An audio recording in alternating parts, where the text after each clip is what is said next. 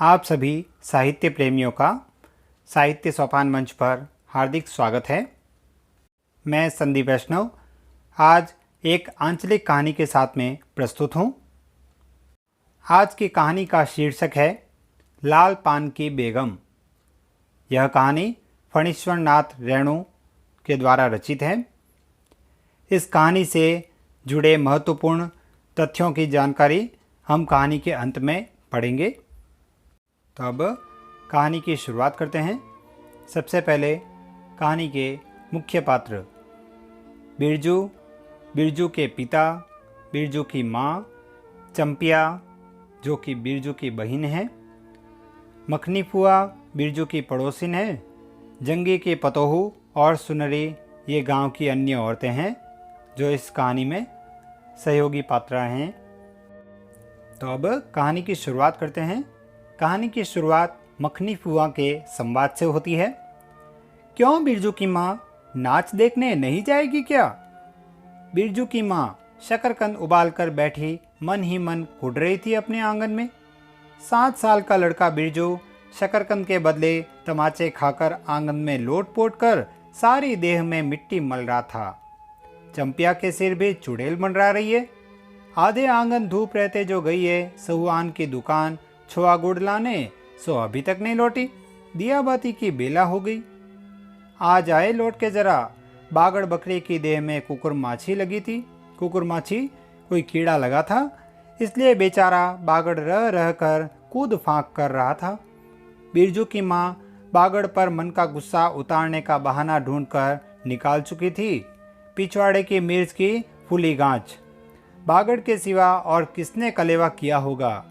बागड़ को मारने के लिए वह मिट्टी का छोटा ढेला उठा चुकी थी कि पड़ोसिन मखनी फुआ की पुकार सुनाई पड़ी। क्यों बिरजू की माँ नाच देखने नहीं जाएगी क्या? तब बिरजू की माँ जवाब देती है, बिरजू की माँ के आगे नाथ और पीछे पगैया न हो तब न फुआ। गरम गुस्से में बुझी नुकीली बात फुआ की देह में धंस गई और बिरजू की माँ ने हाथ के ढेले को पास ही फेंक दिया। बेचारे बागड़ को कुकुर माछी परेशान कर रही है। आहा हाय। बिरजू ने लेटे ही लेटे बागड़ को एक डंडा लगा दिया। बिरजू की माँ की इच्छा हुई कि जाकर उसी डंडे से बिरजू का भूत भगा दे, किंतु नीम के पास खड़ी पन भरणियों की खिलखिलाहट सुनकर रुक गई। बोली, ठहर, तेरे बप्पा ने बड़ा हथछुट्टा बना दिया है तुझे। बड़ा हाथ चलता है लोगों पर, ठहर। मखनी फुआ नीम के पास झुकी कमर से घड़ा उतार कर पानी भरकर लौटती पन भरणियों में बिरजू की माँ की बहकी हुई बात का इंसाफ करा रही थी। जरा देखो तो इस बिरजू की माँ को। 4 मन पाट यानी जूट का पैसा क्या हुआ है?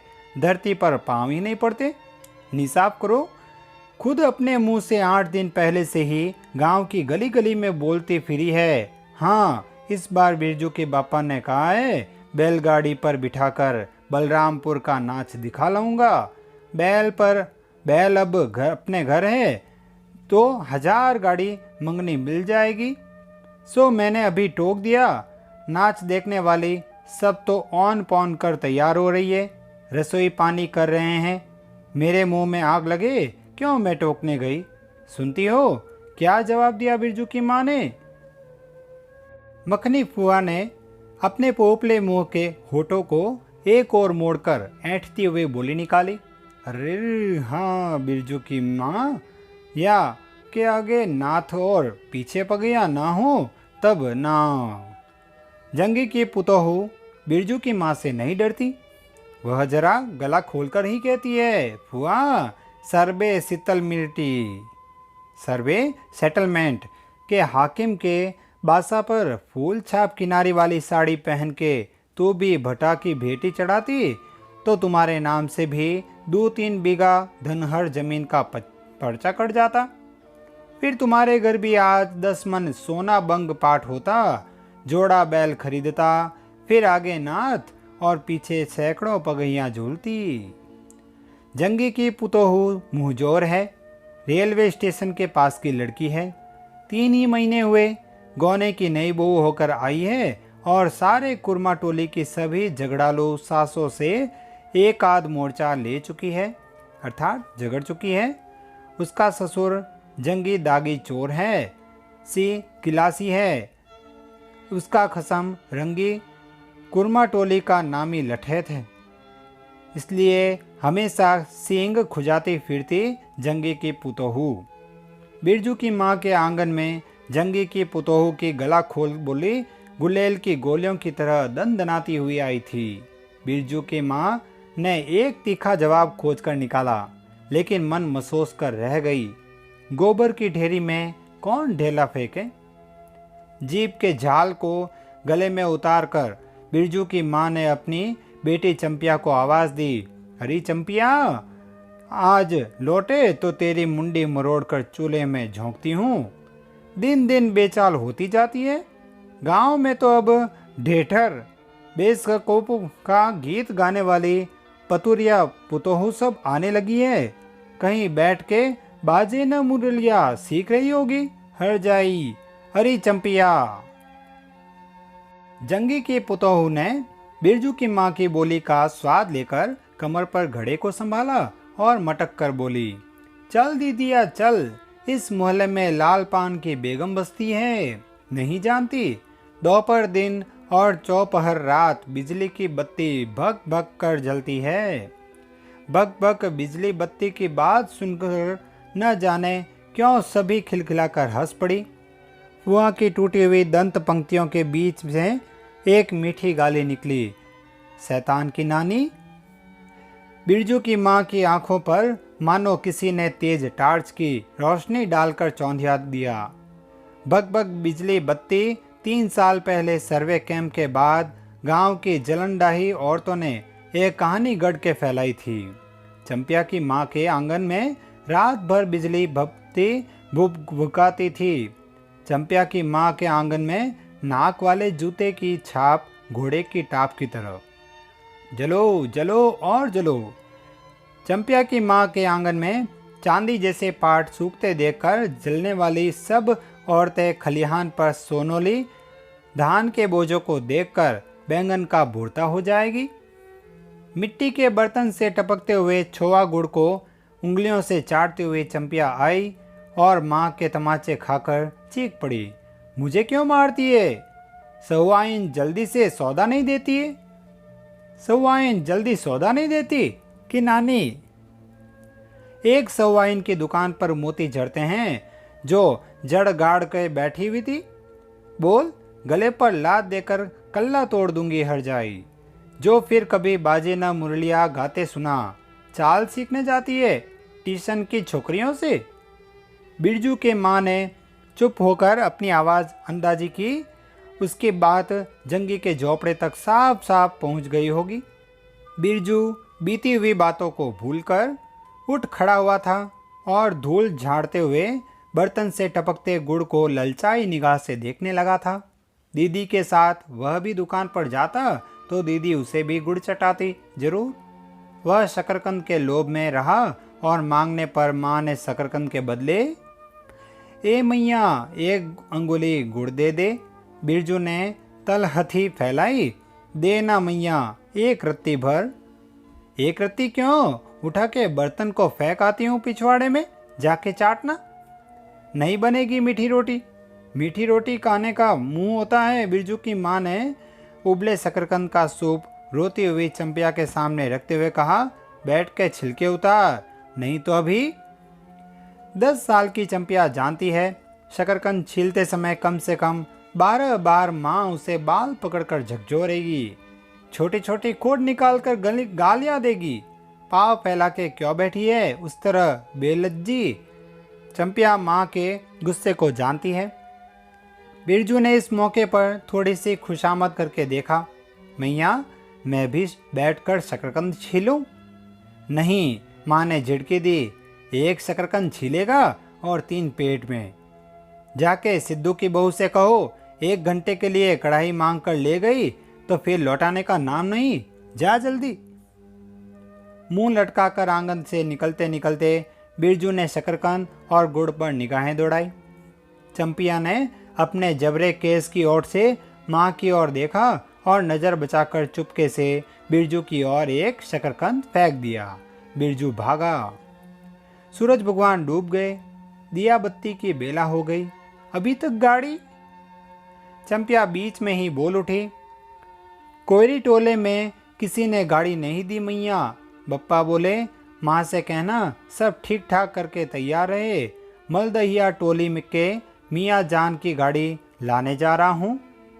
सुनते ही बिरजू की माँ का चेहरा उतर गया। लगा छाते की कमानी उतर गई घोड़े से अचानक। कोयरी टोले में किसी ने गाड़ी मंगनी नहीं दी, तब मिल चुकी गाड़ी। जब अपने गांव के लोगों की आंख में पानी नहीं, तो मलदहिया टोली के मियाँ जान की गाड़ी का क्या भरोसा। न 3 में न 13 में। क्या होगा शकरकंद छिलकर रख दे उठा के, यह मर्द नाच दिखाएगा। बैलगाड़ी पर चढ़कर नाच दिखाने ले जाएगा। चढ़ चुके बैलगाड़ी पर, देख चुके जी भर नाच। पैदल जाने वाली सब पहुंचकर पुरानी हो चुकी होगी। बिरजू छोटी कढ़ाई सिर पर औंधा कर वापस आया। देख दीदिया, मलेटरी टोपी, इस पर 10 लाठी मारने पर भी कुछ नहीं होता। चंपिया चुपचाप बैठी रही, कुछ बोली नहीं, जरा सी मुस्कुराई भी नहीं। बिरजू ने समझ लिया मैया का गुस्सा अभी उतरा नहीं है पूरे तौर से।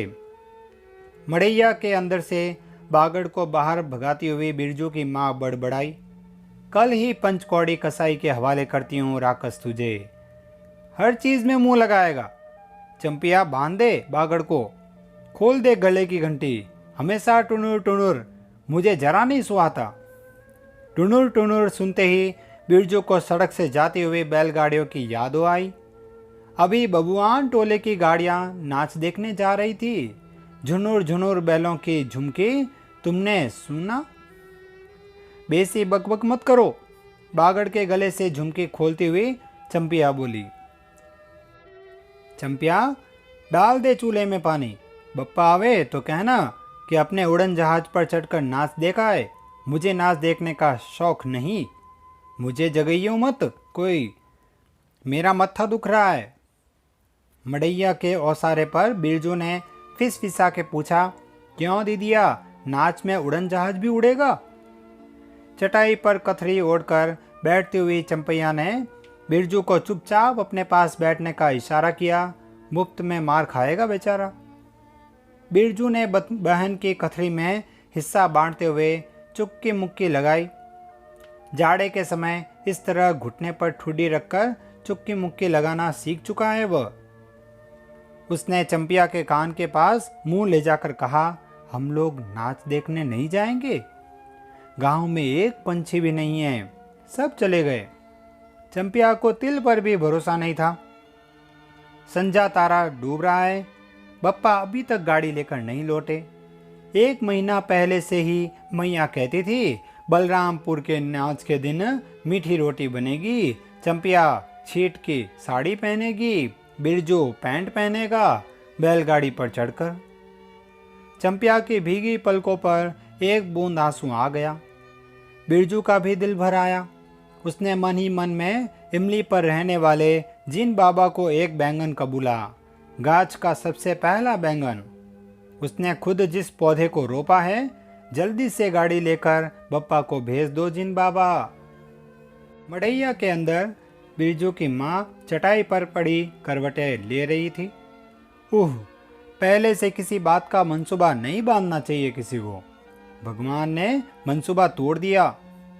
उसको सबसे पहले भगवान से पूछना है, यह किस चूक का फल है कर रहे हो भोला बाबा? अपने जानते उसने किसी देवता पितर की मान मनोती बाकी नहीं रखी। सर्वे के समय जमीन के लिए जितनी मनोतियाँ की थी, ठीक ही तो महावीर जी का रोड तो बाकी ही है। हाय रे देव, भूल चूक माफ करो महावीर बाबा, मनोती दूनी करके चढ़ाएगी बिरजू की माँ। बिरजू की माँ के मन में रह रहकर जंगी की पुतोहू की बातें चुपती है। भग भग बिजली बत्ती, चोरी चमारी करने वाली बेटी पुतोहू जलेगी नहीं। 5 बीघा जमीन क्या हासिल की है बिरजू के बप्पा ने? गांव के भाई खोकियों की आंखों में किरकिरी पड़ गई है। खेत में पाट लगा देखकर गांव के लोगों की छाती फटने लगी। धरती फोड़कर पाट लगा है। बैसाखी बादलों की तरह उमड़ते आ रहे हैं पाट के पौधे। तो अलान तो फलान, इतनी आंखों की धार भला फसल सहे। जहां 15 मन पाट होना चाहिए, सिर्फ 10 मन पाट कांटा पर तोल के ओजन हुआ भगत के यहाँ। इसमें जलने की क्या बात है भला। बिरजू के बप्पा ने तो पहले ही कुरमा टोली के एक एक आदमी को समझा के कहा, जिंदगी भर मजदूरी करते रह जाओगे। सर्वे का समय हो रहा है, लाठी कड़ी करो तो 2-4 बीघे जमीन हासिल कर सकते हो। 100 गांव की किसी पुतखोके का भतार सर्वे के समय बाबू साहेब के खिलाफ खासा भी नहीं। बिरजू के बप्पा को कम सहना पड़ा है। बाबू साहेब गुस्से से सर्कस नाच के बाग की तरह हुमड़ते रह गए। उनका बड़ा बेटा घर में आग लगाने की धमकी देकर गया। आखिर बाबू साहेब ने अपने सबसे छोटे लड़के को भेजा। बिरजू की माँ को मौसी कह के पुकारा। यह जमीन बाबूजी ने मेरे नाम से खरीदी थी। मेरी पढ़ाई लिखाई उसी जमीन की उपज से चलती है। और भी कितनी बातें। खूब मोहना जानता है, उतना जरा सा लड़का जमींदार का बेटा है कि। चंपिया, बिरजू सो गया क्या? यहाँ आजा बिरजू अंदर। तू भी आजा चंपिया, भला आदमी आए तो एक बार आज। बिरजू के साथ चंपिया अंदर चली गई। ढेबरी बुझा दे। बप्पा बुलाए तो जवाब मत देना, खपच्ची गिरा दे। भला आदमी रे, भला आदमी। मुंह देखो जरा इस मर्द का। बिरजू की माँ दिन रात मंजा न देती रहती तो ले चुके थे जमीन। रोज आकर माथा पकड़ के बैठ जाए, मुझे जमीन नहीं लेनी है बिरजू की माँ, मजूरी ही अच्छी, जवाब देती थी। बिरजू की माँ खूब सोच समझ के, छोड़ दो, जब तुम्हारा कलेजा ही स्थिर नहीं होता है तो क्या होगा। जोरो जमीर जोर के, नहीं तो किसी और के। अब कहानी का अगला भाग इस अगले वीडियो में। यदि ये वीडियो आपको पसंद आए तो इसे लाइक, कमेंट और शेयर जरूर करें। साथ ही इस चैनल को सब्सक्राइब करें ताकि आने वाले वीडियो की जानकारी भी आपको मिलती रहे। धन्यवाद।